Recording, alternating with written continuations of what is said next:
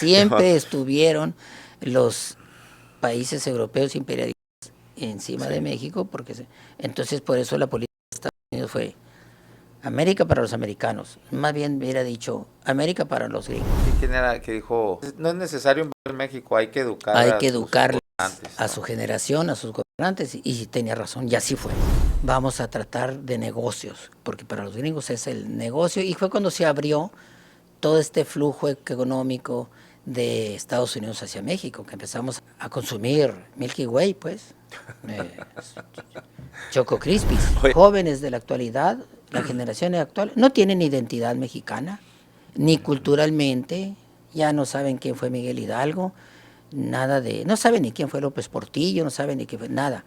Ellos son gringos y piensan como gringos y hablan como gringos, pues quién sabe todo lo que sabe que han hecho esas autoridades, que se los han dicho los chapos allá en Estados Unidos a cambio de no me mates, pero fulano, sutano, mangano y opera así, así, así, así. Tienen toda la información. Así es. Entonces, ¿qué pueden hacer?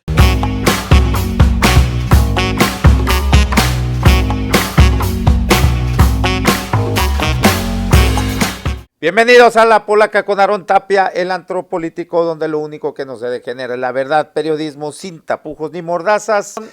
Tenemos a Ignacio Lagarda, historiador, que los temas a desmenuzar son los conflictos entre Estados Unidos y México, históricos y llevándolos acá, llegando hasta el presente, y la inequidad en cuanto a la inversión de los presupuestos en cuanto a infraestructura y servicios públicos, hablando de la territorialidad, ¿no? de esto, como vemos zonas rurales que pues prácticamente están desamparadas, y bueno, se va casi todo hacia las demarcaciones urbanas, y sobre todo acá, hablando de nuestro estado, pues aquí en la capital y las zonas fronterizas. Bueno, y está acá con nosotros, bueno, como ya lo dije, el historiador Ignacio el Catrín Lagarda. ¿Te gustó, no? Ese que lo sugirió alguien del público.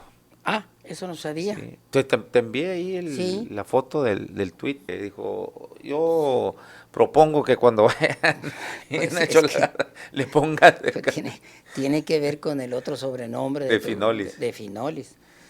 Pero te faltó decir en la introducción que te invadieron tu canal con las... Sí. Te subí el rating. Sí, me pidieron bastante. Yo te envié algunas nada más, pero no, hombre, muchos. Y muchos comentarios, sé que me lo dijeron así también verbalmente, donde les gustó mucho tu participación. Te fue mucho mejor que con los pendencieros que vienen aquí. Ahí anda peleando, porque esos están fuertes también tienen, con el... tienen rating. No, el ruso con cada ocurrencia que dice y que no deja hablar a los demás, pues imagínate. Bueno, entonces la relación con Estados Unidos, el imperio, pues nunca ha sido fácil dormir a un lado de un elefante o de un tigre. Pareciera que es beneficioso, pero y a veces es un suplicio. Y cuando el siglo XIX, desde que empezamos a ser una república libre, independiente, 1824 para acá, empezó la expansión de los Estados Unidos. El 24... ¿Qué fue la primera constitución? Bueno. Cuando nació Pero país. cuando se independiza es el 1821, ¿no? No, sí, 21. Pero, y luego 3 años para tener una constitución, ya somos una república federal, libre y autónoma. Okay. Y en ese proceso de expansión de los Estados Unidos del este al oeste del siglo XIX, cuando uno de sus presidentes dijo América para los americanos, entonces fuimos, primero las tribus indígenas fueron víctimas de ese avasallamiento que vivieron hasta llegar al oeste, a California, que era nuestra, California. Sí. Entonces era México. Nuevo México. Era México y todo. Sí. Y lo siguiente fue, pues, robarnos el territorio. Para eso nos inventaron una guerra, una invasión. ¿En Texas? ¿O cuándo? Primero fue en Texas y luego entraron al país.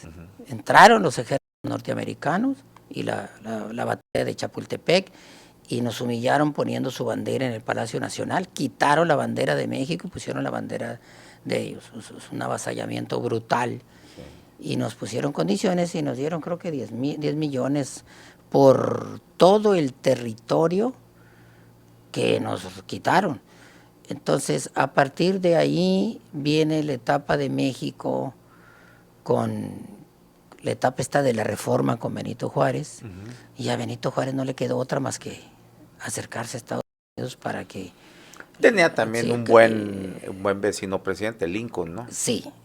Que incluso Lincoln en el Senado hizo un posicionamiento ahí donde él no estaba de acuerdo con la invasión a México, ¿no? De Estados Unidos, ya. Estados Unidos no es de una sola manera, también hay liberales como Lincoln, en México también hay liberales y no liberales, pero también no quería Estados Unidos, no quería permitir que entraran los imperios inglés, francés que estaban deseosos de quedarse con lo que había soltado España. Entonces llegaron los norteamericanos, se quedaron con este territorio y luego llegamos a la etapa de Benito Juárez, en que Benito Juárez enfrenta a Francia, que lo invade también. Francia nos invadió, hasta aquí, hasta Guadalupe Diures llegaron los franceses. Entonces buscó refugio y apoyo de los Estados Unidos, y con tal de sacar a los franceses de México, también lo apoyaron los Estados Unidos. Los Estados Unidos no hacen nada gratis, todo es dinero, no tiene amigos, tiene intereses. Sometidos, intereses. Entonces, así pasamos el siglo XIX y con Porfirio Díaz, también se defendió un poco Porfirio Díaz, pero también lo avasallaron. Siempre ha existido, ¿no?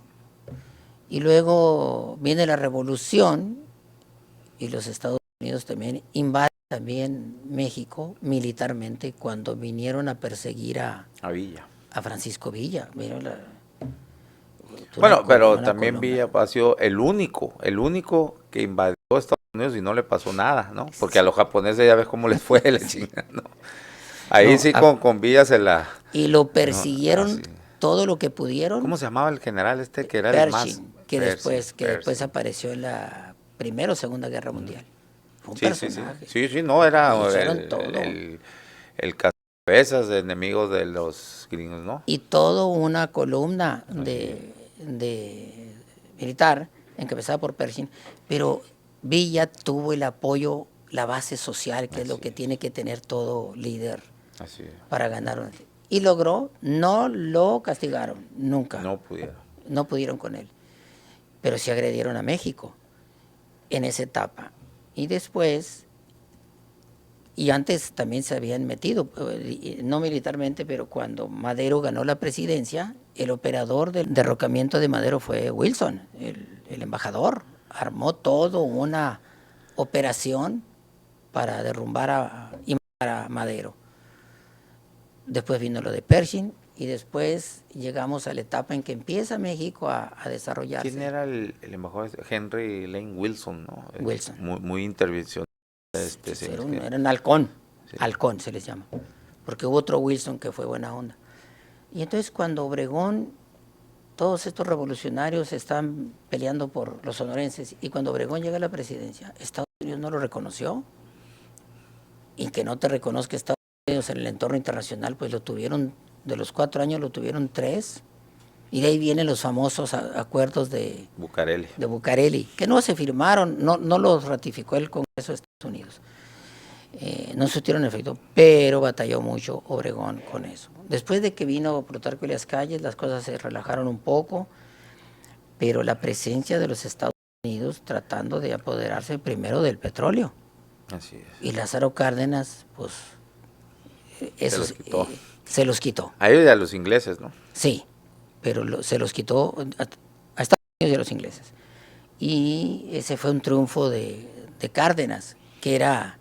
Aprovechando el contexto internacional, ¿no? O sea, porque te acuerdas, le aplicaron un veto, no, ¿cómo le llaman? Cuando no te van a... Un embargo comercial, que no le iban a comprar porque los habían... Entonces dijo, ok, se los vendo a los países del eje, o sea, Alemania, todo eso. Y dije, bueno, le puedes echar para acá, pues. ¿No? Que siempre estuvieron los países europeos imperialistas encima Sí. de México, entonces por eso la política de Estados Unidos fue América para los americanos, más bien hubiera dicho América para los gringos, porque para ellos son los Sí, americanos. sí, sí. Entonces siempre están en contra, batallando con, y después vino con la Unión Soviética, cuando la Unión Soviética les quitó Cuba. Entonces México siempre ha vivido este hostigamiento de Estados Unidos permanentemente, siendo el vecino más cercano y con esa frontera tan grande. Por cierto, recomiendo un libro que se llama de Alan Reading, Vecinos Distantes, que es un periodista, y acaba de actualizar ese libro. Eso lo sacó el 85 y ya lo actualizó ahora. Vecinos Distantes, un retrato de los mexicanos, y habla de la relación de México con Estados Unidos en general. Es muy bueno leerlo. ¿Quién es el autor? Alan Reading, Un un periodista norteamericano, inglés sí. que estuvo aquí muchos años como corresponsal. Creo que es americano o inglés, pero 9 años observó el país e hizo este ensayo buenísimo, que ahora vive en Francia y lo acaba de actualizar. Entonces, México pues siempre ha vivido así, todavía hasta que llegamos en México, bueno, con el Tratado de Libre Comercio, después de que estaba muy preocupado Estados Unidos con Díaz Ordaz y con Echeverría, López Portillo, porque pensaba que eran socialistas. aliados de la Unión Soviética, es siempre. Y eso pasa en toda América Latina. No más que nosotros lo sufrimos más porque los tenemos muy cerquita. Pero ahora, a ver, se dice mucho no sé si sea un mito o no, pero se habla de que Echeverría pues cooperaba para la CIA, ¿no? Sí. O sea, él la jugaba de izquierda, pero al mismo tiempo aportaba mucho para la CIA, ¿no? Y cooperaba macaneando a los socialistas como Sí. los mexicanos, los guerrilleros de los años 70 también.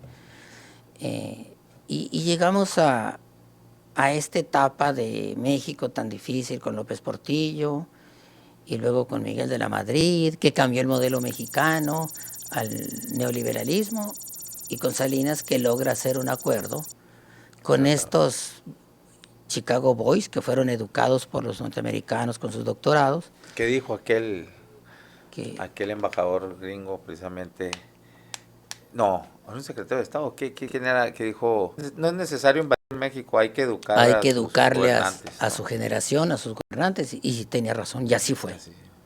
Ahí se primer, cristalizó. Sí, el primer presidente mexicano que había sido educado en Estados Unidos fue Miguel de la Madrid.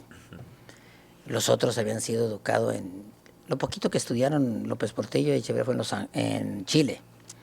Pero sí es cierto que educaron. Lo poquito, López Portillo era el intelectual, nada más que se volvió loco, ¿no? Pero con no, el poder, sí, pero no educado. Lo poquito okay. educado en el extranjero fue en Okay, Chile. okay. Antes habían sido educados todos en México y egresados de la UNAM. Entonces, la época de los licenciados, ¿no? Que sí, les llamaba. Sí, pues a partir del cachorro de la revolución, Miguel Alemán. Miguel Alemán. No había maestrías, no había doctorados, y menos en el extranjero. Entonces, hasta que vino Miguel Alemán, y Salinas de Gortari fue el que concretó con Estados Unidos el arreglo para hacer el Tratado de Libre Comercio, como se le llame. Vamos a tratar de negocios, porque para los gringos es el negocio, y fue cuando se abrió todo este flujo económico de Estados Unidos hacia México, que empezamos a consumir Milky Way, pues, Choco Crispies. Oye, y todo americano. Pero creíamos que el 1 de enero de 1994, que era cuando ya entraba en vigor el Tratado de Libre Comercio, pues íbamos a despertar así con ojos azules, techo de 2 aguas, un Impala, que eran en ese momento el carro, ¿no? Y ratas que con lo que amanecemos es que en Chiapas unos guerrilleros pues se alzaron pues en armas. No era tan fácil que entonces. Estaban en contra precisamente del Tratado de Libre Comercio. Claro, no, ahí sí nos sorprendió, espérate, si no estaba todo tan tranquilo. Así es. Había una inconformidad, una forma de revolución o de guerrilla de los 70 en otro modelo, en esta guerrilla mediática. Era mediática la guerrilla del Marcos, y pues no resultó como queríamos. Y fue entonces cuando los norteamericanos empezaron ya no a educarnos, a alimentarnos. Nos empezaron a traer hamburguesas y todo esto que venden ellos, Y la obesidad alimentaron a los mexicanos. Y ahora esta generación, en mi caso, después de mí, pues son muchachos no solamente educados, sino alimentados por Estados Unidos. No tienen los ojos azules, pero piensan como gringo. Se expresan como gringo y meten una que otra frasecita en inglés. Uy, casi se están perdiendo hay generaciones, digo, hay muchos de esa generación que tú hablas que vienen siendo los millennials, ¿no? Para acá. Así les dice millennials. Donde hay cosas que no las saben decir en español. ¿En español? O sea, hay conceptos que en español sería, ¿cómo se...? O sea, bueno, a mí me parece lamentable, sí, ¿no? Una pérdida de identidad. ¿Qué pasó muy gacha con eso? Nos arrancaron la identidad y hay muchachos que piensan que ellos son norteamericanos y piensan como norteamericanos y usan palabras norteamericanos, comen norteamericano. Y no estoy hablando del norte de México, porque tradicionalmente el norte de México, independiente de todo, ahorita hasta Chava, aquí vamos y venimos desde que nacimos al McDonald's de Nogales. No, todo el país y toda América Latina se agringó en todos los sentidos y hace que ya soft power, ¿no? Que le llaman soft power. Ahora ya no vas a invadir militarmente, sino a través del comercio invades la cultura también, ¿no? Es que ¿cómo le llamamos la palabra ahorita? El mercado, el marketing, el mercado, pues, el mercado. Y ya los jóvenes de la actualidad, la generación actual, no tienen identidad mexicana, ni culturalmente, ya no saben quién fue Miguel Hidalgo, no saben ni quién fue López Portillo, no saben ni quién fue nada. Ellos son gringos y piensan como gringos y hablan como gringos. Ni siquiera vocabulario mexicano tienen, porque no saben más que decir güey y no sé cuál otra palabra. Entonces, pero es el palo más alto de un barco, ¿no? Sí es, pero lo usan. ¿sí? Pero lo usan de otra manera. Y el güey no sé qué es, porque el buey es un animal, pero cada dos palabras y güey. Entonces están. Y entonces, ¿qué está pasando en este momento? Pues tenemos un presidente en Estados Unidos con un nivel intelectual o coeficiente intelectual muy de un niño de 7 años, con un poder inconmensurable, que no sabe cómo se va a levantar para ver con quién va a pelear. En la mañana, que está siendo mucho más agresivo que la vez pasada cuando fue presidente. Gobierna como si estuviera en un videojuego, ¿no? Así me parece, así como que él juega con el mundo, ¿no? O la guerra de las galaxias, o no sé qué, y se levanta y le hace algo a cualquier otro país. Pero a mí me parece que a quien está agrediendo es a su propio país. Yo totalmente. Porque no estamos jugando a las guerritas. Y hay países poderosos que están allá enfrente, China, India, Rusia, que esos también están pensando en cómo apoderarse del comercio sobre todo. China sobre todo. China no conoce otra arma más que el comercio. Y ya la vivimos en los años 30, 40 aquí, que ellos tienen invasión en el comercio en Centro y Sudamérica, en África. Y todos, y están haciendo mucha infraestructura, y como ejemplo local, pues ya nos invadieron con los carros en Hermosillo. Así es. Entonces, esa es la guerra peligrosa que este gringo presidente de Estados Unidos, desde el punto de vista empresarial, cree que todo es a través de las estrategias de marketing, de comercio, te subo el arancel. Y también juega las guerritas. Y ahí es donde está peligroso. Totalmente, sí. Ese es el peligro. Y México... Y cada vez que se acuerda de México, aquí está le pega un sopapo, ¿no? Se levanta, aquí está este güey. Y una mañana dice, respeto mucho a la señora presidenta, que es muy inteligente, y otro día habla muy bien inglés, dice todavía, ¿no? O sea, se ve que aquí estudió, lo habla muy bien el inglés, pero... También la educaron. A esa izquierdista le educaron los gringos. Fíjate nomás, qué contradicción. Y otro día dice que es una... Que le tiene miedo al pavor al organizado, que no puede, está atemorizada. Una P. Sí. Entonces vivimos en una constante tensión con ella. Y ya qué decir de Venezuela, pues no sabemos qué va a pasar, pero ahora está hallando traficantes En el, enfrente de nuestras costas, allá en los límites ahí de de las afuera del 200, de las cerco, ¿no? 200 millas. Pero entonces vivimos siempre en peligro. Yo no creo que, por más niño que sea, Trump.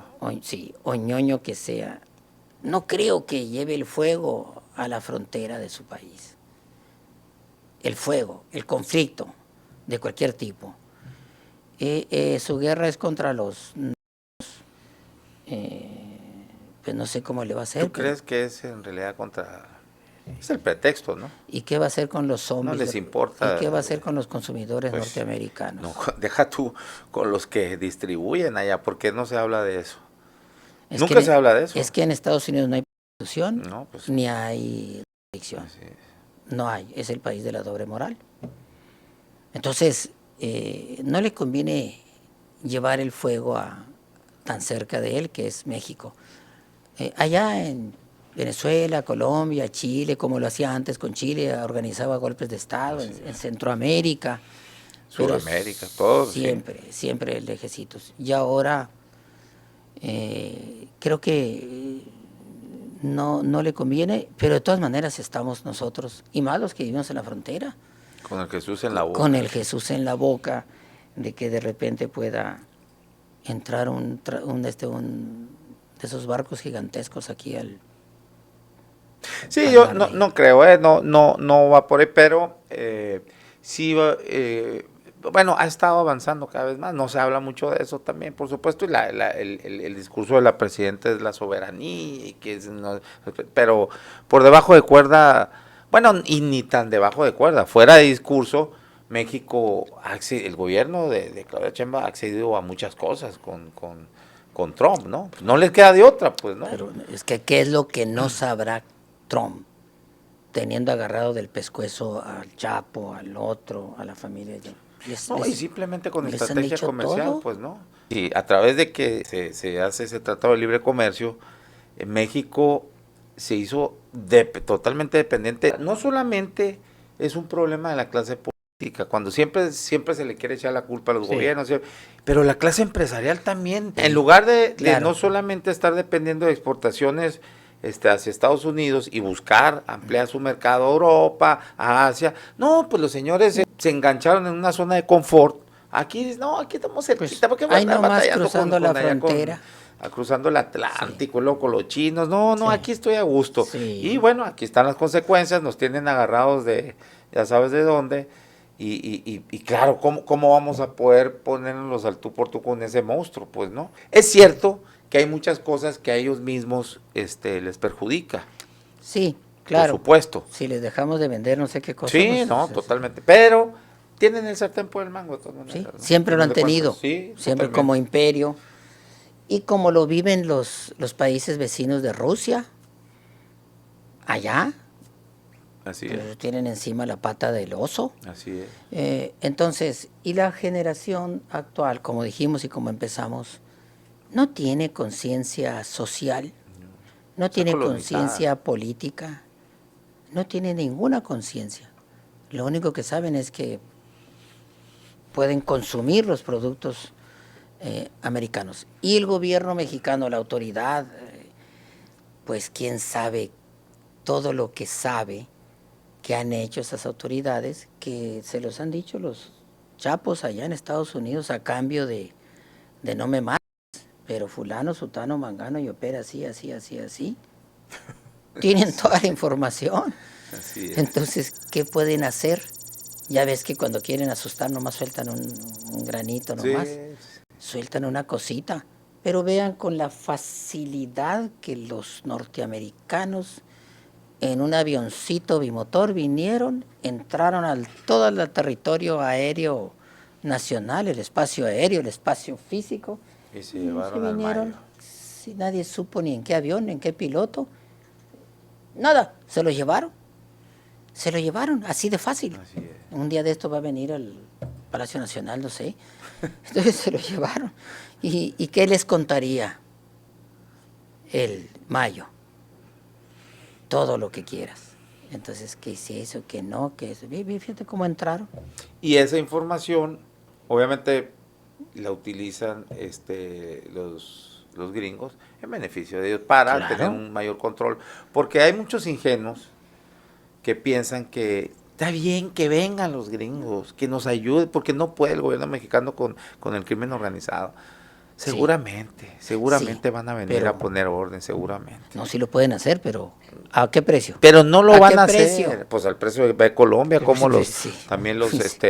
pues sí, pero Sí. pero a los gringos tampoco no les interesa, eso no es cierto que les interese, si les interesara parar el tráfico, pues inmediatamente a sus distribuidores que tienen dentro de Estados Unidos, porque los de allá de Chicago no vienen a la línea a comprar la droga, ¿no? Hay quienes se las hacen llegar. Entonces, pues si quisieran, con tanta tecnología, con tantas agencias contra el crimen, tienen, pues lo hicieran, pero no les interesa. ¿Por qué? Porque también hay un giro negro que a ellos les beneficia, todo el lavado, ese dinero que hay dentro también de Estados Unidos. Pues imagínate lo que el caos que es indestructible, vicioso, pues, ¿no? es indestructible todo ese mercado que, como por ejemplo el del juego en Las Vegas, y estos que los mexicanos dejan las toneladas allí en Arizona, ¿y cómo llega a Chicago? Así es, totalmente. Ahora, hay manera también, sí hay manera de que a México no siempre le vaya como en la gran mayoría de las ocasiones históricamente le ha ido en controversia contra Estados Unidos, que le va de la chica. Pero hay manera de que no siempre seamos nosotros los que paguemos los platos rotos. Y un ejemplo, ahorita lo mencionábamos, es como de manera muy audaz, muy inteligente, me parece que Lázaro Cárdenas supo sortear eso y supo cómo nacionalizar, quitarles el petróleo, recurso de la nación a los gringos y a los ingleses, aprovechando un contexto internacional donde, bueno, ahí aprovechó, hubo una astucia indudable ahí, ¿no? Una inteligencia. Pero hoy, ¿cómo podría darle la vuelta a la presidenta Claudia Sheinbaum para no estar sometidos a ese estrés? Que ese estrés, Nacho, causa muchos estragos sociales y económicos en el país, pues, ¿no? ¿Qué podría, cómo se podría por lo menos tratar de equiparar un poquito? Hubo presidentes en México que fueron, no como Lázaro Cárdenas, pero sí. Además el mismo Benito Díaz Juárez Cortines, también, con aquel disque tratado que nunca fue tratado. Fue un proyecto de tratado McLean Ocampo. ¿Se acuerdan, no? Que los gringos querían el istmo de Tehuantepec. Sí. Y le dijo, nada, sí, pero de una manera muy inteligente, pues los liberales, que eran unas lumbres, el Dream Team, ¿no? Que ha habido no ha habido otro gabinete. Sí. Mira, ya estoy hablando también, pues, como colonizado Dream Team, dije, ya valió madre, ya valí madre, Nacho, pégame, pellizquito de pulguita de noche por pelangoche, de las hermanitos. Siempre estoy jodiendo con eso, y hay que aprender a hablar, tanto en español y no meter... Bueno, el equipo en sueño político del gabinete, pues no hay como los liberales, ¿no? Unas lumbreras todos. Sí. Pensantes, ellos mismos redactaban su ley, nadie que tenían asesores, ¿no? Que le redactaban ley, ellos mismos idearon cómo darle la vuelta a eso, donde en ese proyecto de tratado, pues dije, bueno, aquí es el istmo de Tehuantepec, ok, sí, está bien, aquí tú, o sea, era antes, como no se hizo aquí, por eso se fueron a Panamá, al canal de Panamá, Estados Unidos. Así fue. Y ellos les ponen, dice, bueno, en este proyecto de tratado, nosotros le cedemos el istmo de Tehuantepec, pero también vamos a aquí a firmar un convenio en que si cualquier país quiere invadir, o si vamos a la guerra, o nos quiere invadir otro país, uno va a apoyar al otro. Es decir, si a México lo querían venir a invadir, tenía que Estados Unidos venir a proteger aquí y viceversa, ¿no? Pero obviamente pues México era un territorio muy invadible, ¿no? Y no le convenía a Estados Unidos. Entonces, bueno, es lo que sé, no sé tanto. Yo lo que he leído de los historiadores serios, donde dice, por eso no lo aprobaron ese tratado en el Senado de Estados Unidos. Y ahí es donde le dieron la vuelta. Entonces, tomen su istmo de Tehuantepec, ¿no? Sí. Y como ves, también cuando Álvaro Obregón no lo reconocían. Entonces estaba por firmarse el Tratado de Bucareli. De Bucareli. Y también pues es no que pasó. los gringos te ayudo, pero... Sí. Ahora, en lo que me refería, tío, ahí le dan la vuelta los liberales, pues, presididos por Benito Juárez. ¿Y por qué digo que dieron la vuelta y sacaron unos beneficios muy buenos? Porque fueron apoyados por el gobierno de Abraham Lincoln con armamento para vencer a los franceses y a los conservadores. Fueron apoyados. ¿Por qué? Porque los liberales pues tenían esa concepción federalista que venía de Estados Unidos, ¿no? Sí. Y aquellos querían la monarquía otra vez, pues de vuelta, sí, o sea, hacer un... Sí. Entonces Estados Unidos ya traía América para el... Y pusieron un monarca a Maximiliano. Así es. No solamente que lo pusieron. Lo pusieron. Bueno, ha habido presidentes que se les han, voy a decir, apanterado a los gringos. Sí. Hasta cierto nivel. Por ejemplo, fue muy digno Abelardo... ¿De la Huerta quién? No, ¿En qué tiempos? En los años 50, el veracruzano. Ruiz Cortines. Ruiz Cortines. No, viejito, ese era cabrón. Ese era... Muy marqueñudo, ¿no? Pero decente, ¿no? Sí, impecablemente austero. Ese sí, un presidente austero.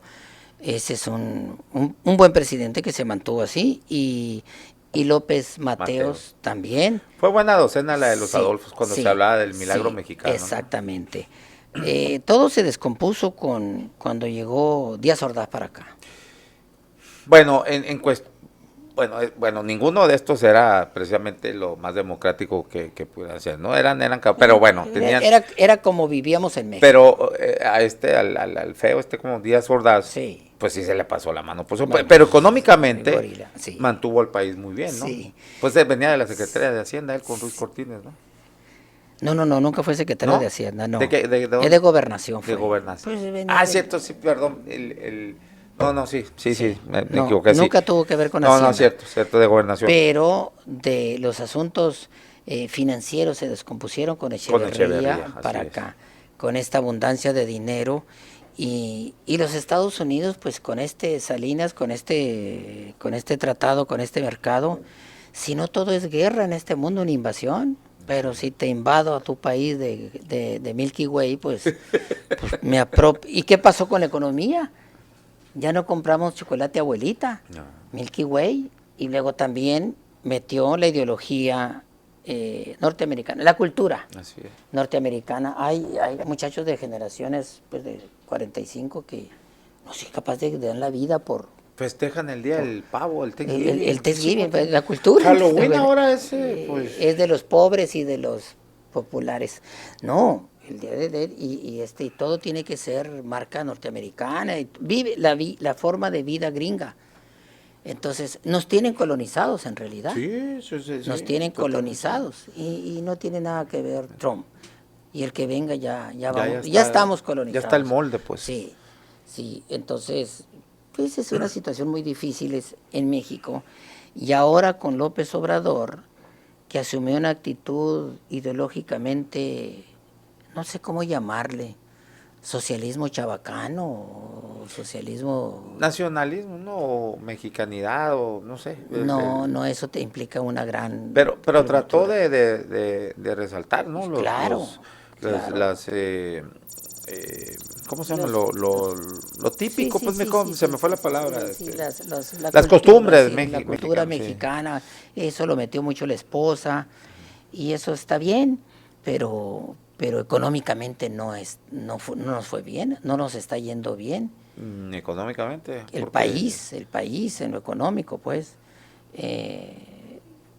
no hubo una verdadera distribución de la riqueza o la democratización económica en el país. Los jodidos lo único que tienen es la tarjeta de bienestar. Bueno, sí, en 6 años tampoco vas a... Pero a mí me parece muy loable que en 6 años hayan salido 13 millones de la pobreza, ¿no? Y pues, la economía, a pesar de todo lo que se decía de, no hombre, el dólar ya va, compre dólares ahorita porque para en 3 meses va a estar en 35 pesos. Ahí está el economista, el prócer intelectual Chumel Torres, pues no dijo, y el otro pendejo de Loret de Mola que iba a 35 pesos. Bueno, nunca sucedió eso. No nos volvimos Venezuela, no hubo. No somos socialistas como Cuba, pero no sé qué hacen esos 13 millones que salieron de la pobreza. No sé a qué se dedican. Bueno, lo que pasa es que el salario mínimo se incrementó y los sueldos pues obviamente se incrementaron. Entonces ya pueden, tú sabes, la pobreza se mide por la canasta básica. Si tú no puedes consumir la canasta básica, pues estás en línea de pobreza, ¿no? Entonces ya pueden consumir, así es como, digo, a grandes rasgos pues lo estoy describiendo. Entonces, bueno, ya por lo menos puedes comer todos los días, pues, ¿no? Los econometristas. Sí, totalmente. Y ahora la presidenta pues está siguiendo pues las mismas políticas de su jefe, de su patrón. Yo no sé qué va a pasar en este país en términos... Machista eres. En términos... ¿Por qué? Porque le dice, ¿por qué su patrón si ya está en la chingada? ¿Cómo se llama su rancho? Patrón intelectual, pues, vamos a llamarle. Su mentor, a lo mejor puede ser, eso. Todo es su patrón, su mentor y todo. Eso no quiere decir que lo deba meter a la cárcel o mandar fusilar, pero cuando menos dar el paso siguiente. ¿Cuál es el paso siguiente? Pues continuar con las políticas de todo tipo que beneficien a la sociedad mexicana. Yo no sé cómo estarán las cosas en estas partes del país donde hay pobreza extrema. No, pues si hay pobreza extrema, sí. Pues ¿cómo te las imaginas? Pues yo no sé cómo estarán las cosas en el municipio de Álamos, que es el que tiene la mayor cantidad de pobreza. Creo que hay unos caminos artesanales que han hecho ahí. En las áreas rurales. Rural. Álamos tiene la zona más pobre del estado, en la zona rural. San Bernardo. Sí, ahí donde yo nací, que éramos, pues yo no sé si éramos miserables, pero comíamos guamúcheles y pitayas. Por eso salimos de ahí. ¿Para comer McDonald's? No, para comer tortillas de harina o otra cosa buena y estudiar, para estudiar. Salimos, mi papá pensó que la salida de la pobreza era a través de la educación y por eso nos trajo a Álamos, a Navojoa y Hermosillo. A través de la educación y somos profesionistas, trabajamos profesionistas y comemos mejor que allá. No, totalmente. Sí. A ver, ahora que ya estás entrando, ya entras el sistema nos vacunó y todas esas cosas que vivimos de niños en esa zona súper marginada. Ahorita que ya estás entrando a este tema, ya que te estás yendo, porque ya llegamos al siguiente tema. Sin querer o a lo mejor o queriendo, ya te introduciste al segundo tema porque estás hablando de la inequidad, de las diferencias que hay redistributivas del presupuesto. Nos estás hablando, por ejemplo, de esa zona tan pobre, que la más pobre, dices, acá del estado de Sonora, el área rural de Álamos, ¿no? Sí, el municipio de Álamos ya está, aparece todas las estadísticas de donde está la más extrema pobreza y Navojoa también. A ver, ¿cómo? Y la conocí. Tú que conoces bien este tipo de temas, porque, bueno, pues como lo decía al inicio del programa, has trabajado en los 3 niveles de gobiernos, en varias dependencias, como historiador también conoces de estos temas. ¿Por qué se ha quedado rezagado? ¿Por qué no se invierte de manera equitativa a esas zonas rurales? ¿Por qué casi todo el presupuesto se va en las áreas urbanas? Sobre todo aquí la capital de Hermosillo y las zonas fronterizas, y entonces las áreas rurales cada vez están pues en una situación más precaria. Tan es así que ni siquiera pueden crecer porque sus jóvenes se vienen a estudiar a la capital, y aquí se caso como mi familia. Tu familia, ¿no? ¿Qué sucede ahí, Nacho, y cómo se podría tratar de amortiguar esto? Ese es un fenómeno en toda América Latina. Las zonas marginadas, desatendidas, que cada vez, y ha sucedido diferentes fenómenos, como en Colombia. La guerrilla llegó a esos territorios a ofrecerles la salida a esos jóvenes. Y aquí en México, ¿quién llegó? Los na- Sí. En los años 60, la gente este triángulo dorado, que es el cuadrángulo, porque no incluyen Sonora, Durango, Sinaloa y Chihuahua, Chihuahua. y Sonora también es un territorio que se llama la zona de Barrancas de la Sierra Madre Occidental, que es igualita, desde aquí hasta Jalisco. Ahí la gente se dedicaba a la subsistencia, como se dedicaba mi papá, a ordeñar 18 vacas y sembrar 7 hectáreas de agostadero, maíz, frijol y calabaza, como lo hacían los primeros pobladores. Así vivíamos nosotros, sembrando con arado. Maíz, Frijol y calabaza. frijol y calabaza. La triada se llama. Entonces, en los años 40 llegó alguien y en ese territorio se daba mucho una flor muy bonita de adorno que se llamaba amapola, en la casa de mis abuelos, Sí. cuando mi mamá era joven y mis papás. Entonces llegaron en los años 40 alguien, y les proporcionaron todo lo que necesitaran para que produjeran amapola. ¿Para qué? Nuestros queridos vecinos del norte. Para suministrar de heroína a los soldados, no, la segunda. La Segunda Guerra Mundial, porque en la Segunda Guerra Mundial el mayor productor de amapola hasta la fecha es Afganistán. Así es. Y se había cerrado el acceso a Afganistán. Corrieron. No hay, hasta ahora ningún historiador ha visto un documento que sea un acuerdo. Fue un acuerdo verbal.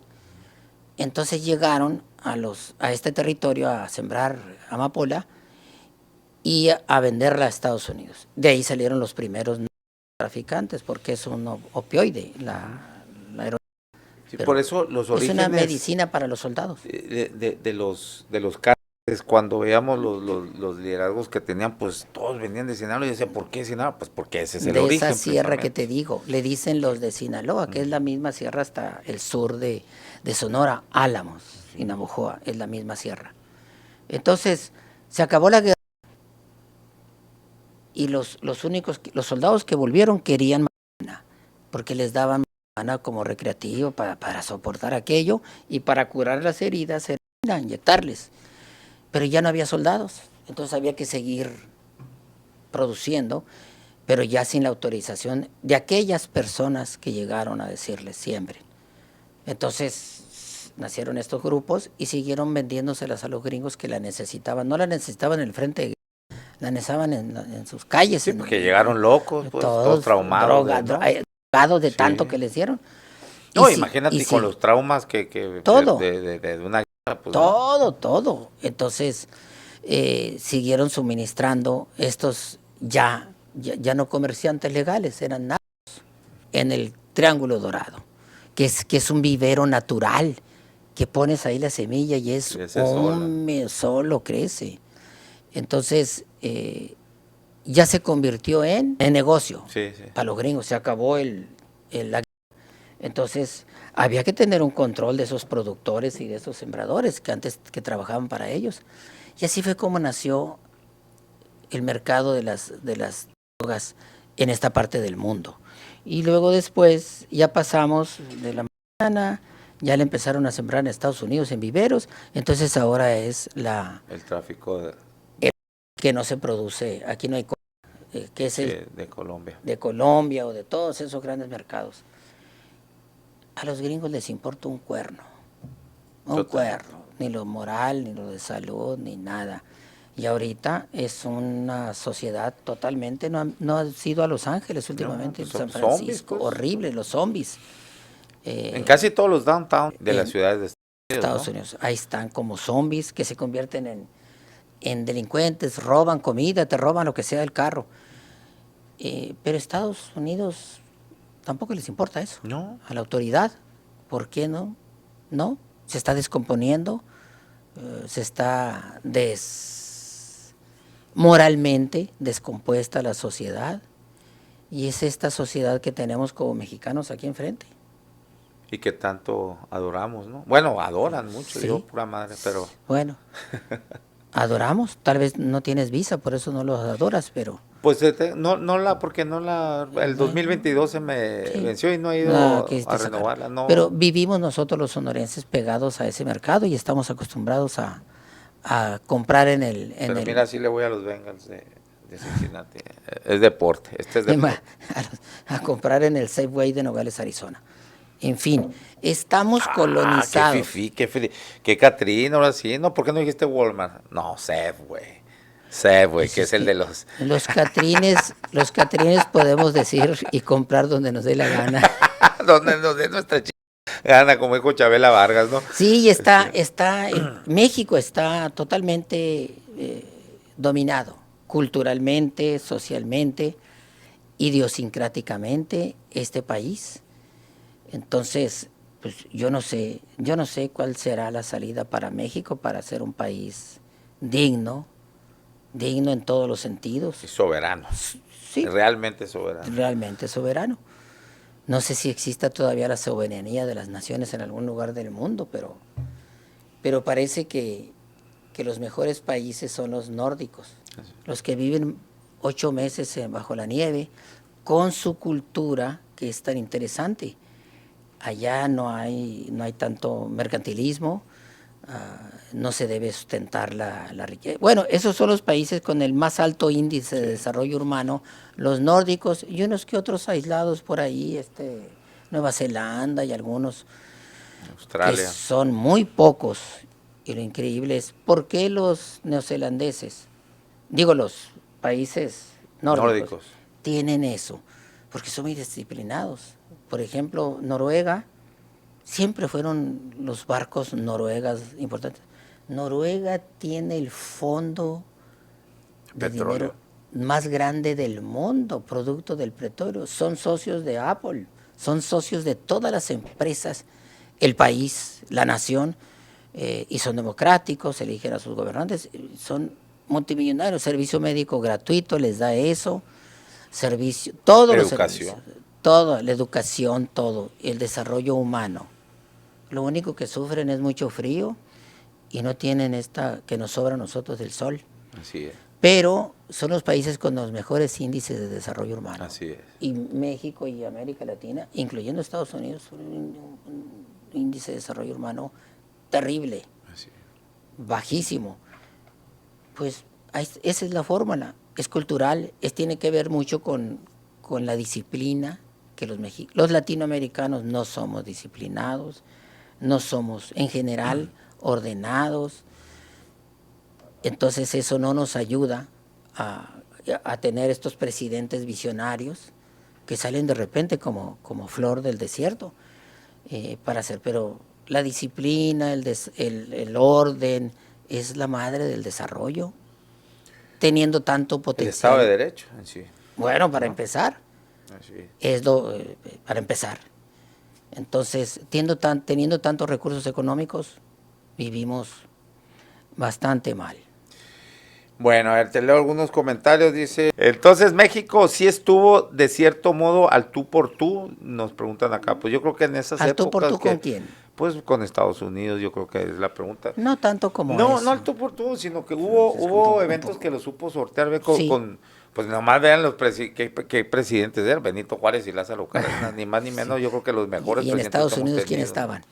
Lincoln, sí. y fíjate es que siempre cuando ha habido buenos pasajes aquí y que se ha podido sortear de una manera más pues que no estén en esa asimetría en esa desventaja México, hemos tenido muy buenos presidentes de vecinos, o sea, sí. Lincoln fue uno.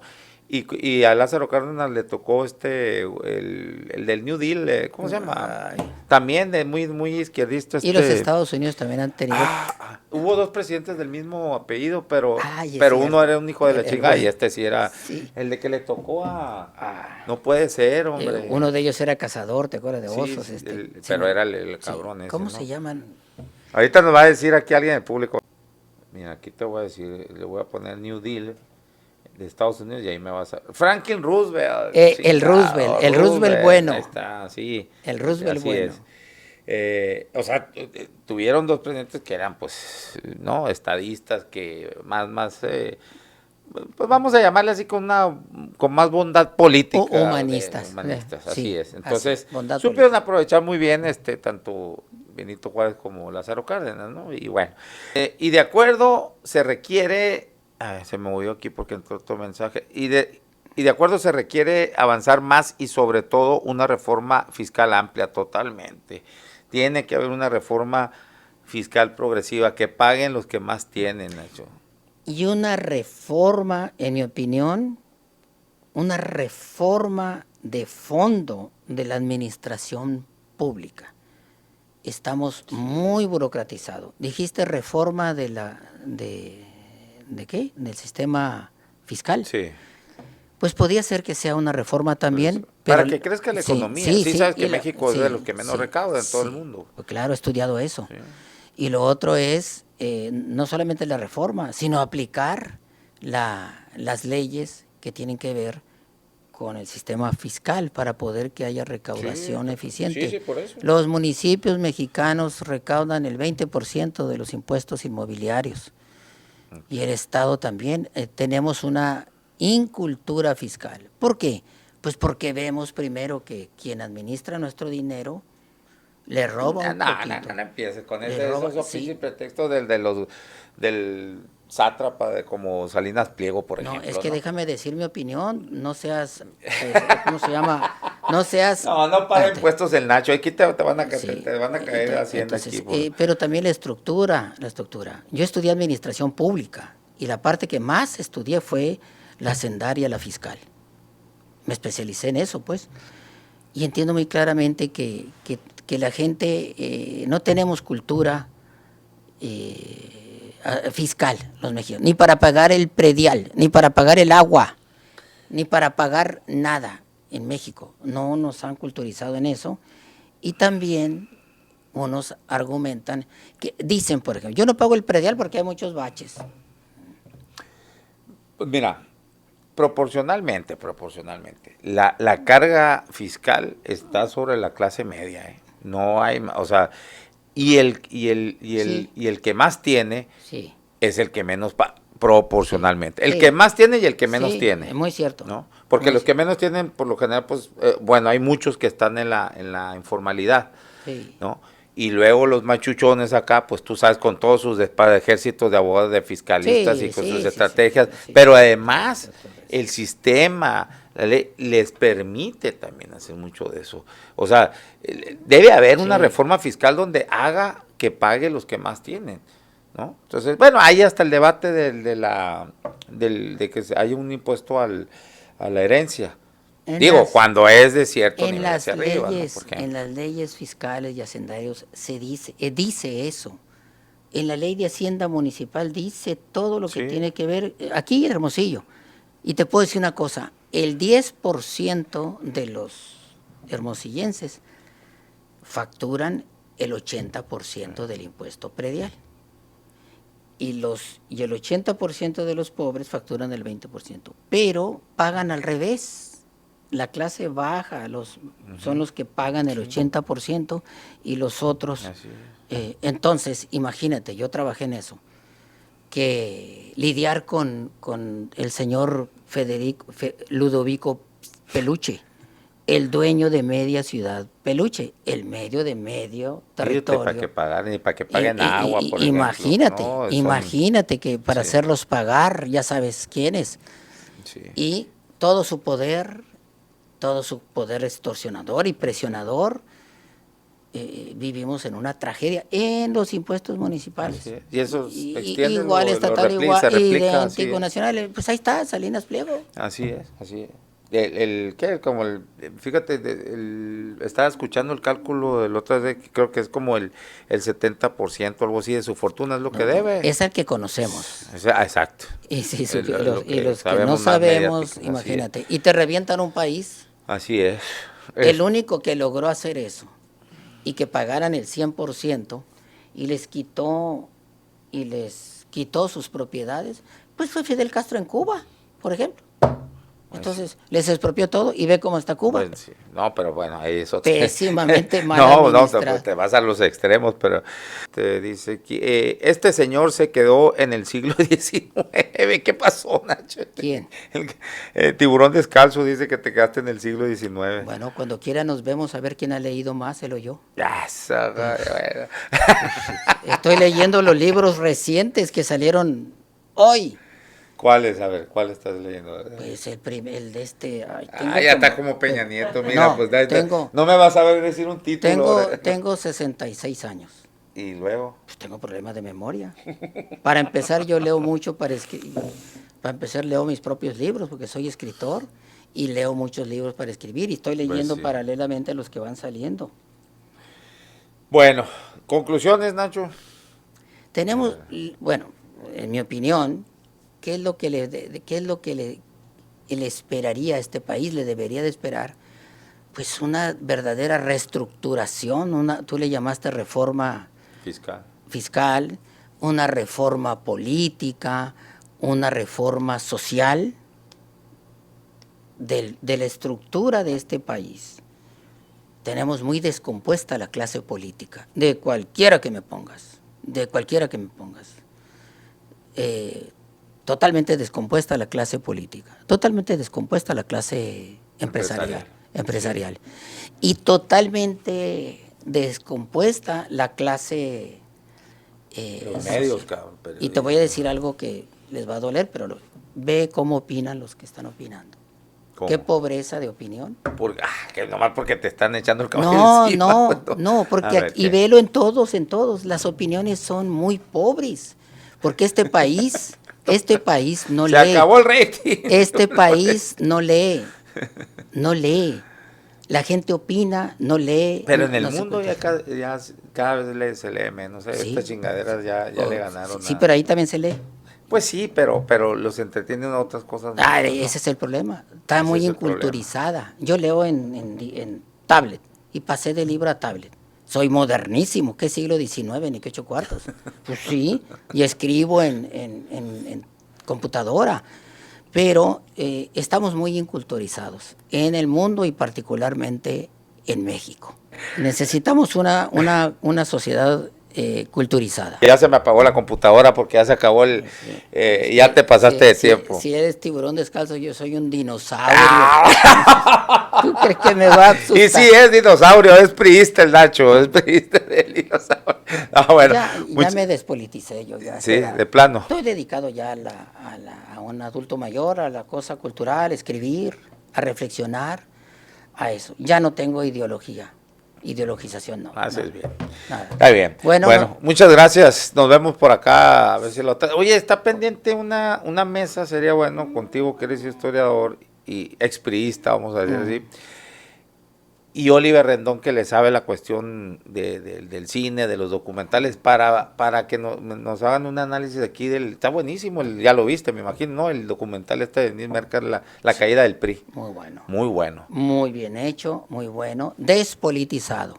Así. Hace bueno, lo único que, por obvias razones, pues no puede haber, es de Televisa, que fue un factor importantísimo ahí, que jugó un rol protagónico en esos tiempos. No, acuérdate, su propio dueño de esa concesión, el Tigre Azcárraga, dijo, nosotros somos un brazo. Lo produjo Televisa. No, Denis Merker. No, pero ¿quién lo produjo? Ella misma. ¿Quién financió ese? Pues no sé dónde buscaría el financiamiento, pero ella está en Televisa, pues obviamente no puede, ni modo que... El principal mérito que tuvo ella... Es lo único que le podría criticar al documental, que no se menciona el factor Televisa, que fue muy importante para el PRI, ¿no? Pues para tener a la targada con el porque Chavo del Ocho, con el... Tú sabes que desde la época de las cavernas, el que paga manda. Sí, por eso te digo, no, pero qué lo bueno, entiendo, bueno. pero como una crítica al documental, pues podría ser esa, que está ausente Televisa y todas las marrullerías ahí que, ¿no? Pero está muy bueno, el documental. Históricamente y técnicamente está muy bueno. Y lo que más me gustó es que entrevistó a los casi no entrevistables, Salinas y... No recuerdo si entrevistó a Cedillo. ¿En el documental? No viene, ¿verdad? No viene. Fíjate, hubiera sido muy bueno. No, pues ese güey no ha, Pero eso, un haya buen entregado trabajo. precisamente con los Yankees, ¿no? Bueno, muchas gracias, Nacho. ¿De Nueva York? ¿Eh? Los Yankees de Nueva York. No mames. Bueno, nos vemos, muchas Bueno, gracias. nos vemos. Nos vemos el Todavía lunes a estamos. la 1 de la tarde en la Polaca con Aarón Tapia, ¿eh? Pensé que ya estábamos. No, ya, nos vamos.